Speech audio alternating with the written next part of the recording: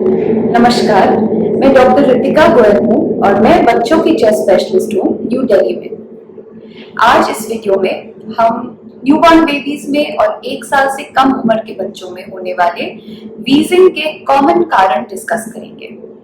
Wheezing मतलब एक high pitch sound जो बच्चों की चेस्ट में से आती है। सीटी जैसी आवाज होती है जो बच्चों की चेस्ट में से आती है और आमतौर पे ये खांसी या सांस तेज चलने के साथ एसोसिएटेड होती है।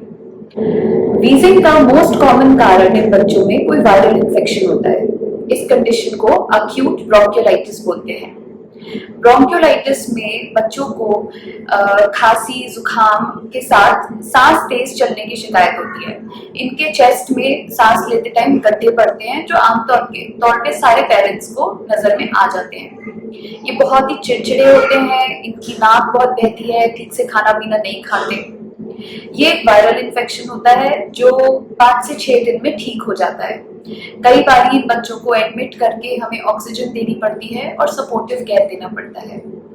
अगर किसी बच्चे को ब्रोंकियोलाइटिस 2 या 3 बार साल के लाइफ के फर्स्ट ईयर में होता है तो वो थोड़ा अलार्मिंग है।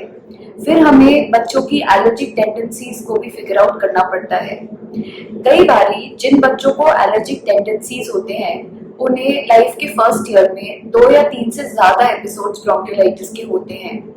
ये सिवियर एपिसोड्स होते हैं, ये जिनमें बच्चों को एडमिट करना पड़े, ऑक्सीजन देनी पड़े, काफी सारी नेबुलाइजेशंस देनी पड़ती हैं। कई बार ये बच्चे वेंटिलेटर पे भी पहुंच जाते हैं। इन बच्चों को वायरल इन्फेक्शन अगर होता है तो वो 10-15 दिन तक खांसते रहते हैं।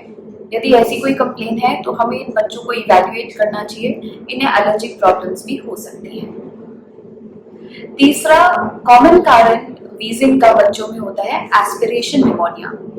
एस्पिरेशन मतलब जब हमारा खाना, दूध, पानी या इवन थूक, सलाइवा हमारे सांस के रास्ते में जाता है।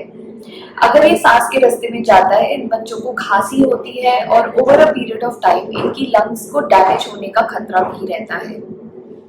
एस्पिरेशन के कई कारण होते हैं न्यूबॉर्न बेबीज में। Most commonly gastroesophageal reflux disease होता है जिसकी वजह से एस्पिरेशन होती है। इस कंडीशन में बच्चों का दूध पेट से छलककर वापस गले में आता है और वहां से सांस के रास्ते में जाने की रिस्क होती है। दूसरी कंडीशन जिसमें एस्पिरेशन होती है वो होता है ट्रेकियोइसोफेजियल फिस्टुला। ट्रेकियोइसोफेजियल फिस्टुला मतलब जो हमारी विंड पाइप होती है उसी के पीछे फूड पाइप होती है। कई बारी बच्चों में ये विंड पाइप और फूड पाइप के बीच में कनेक्शन होता है जिसकी वजह से खाना फूड पाइप से विंड पाइप में चले जाता है। इन बच्चों को भी बार बार खांसी होने की शिकायत होती है। Another reason is swallowing dysfunction. जो हमारी यहाँ की मांसपेशियां होती हैं वो कमजोर होती हैं जिसकी वजह से बच्चा निगलते टाइम ठीक से अपना खाना हैंडल नहीं कर पाता और वो सांस के रास्ते में जाती है।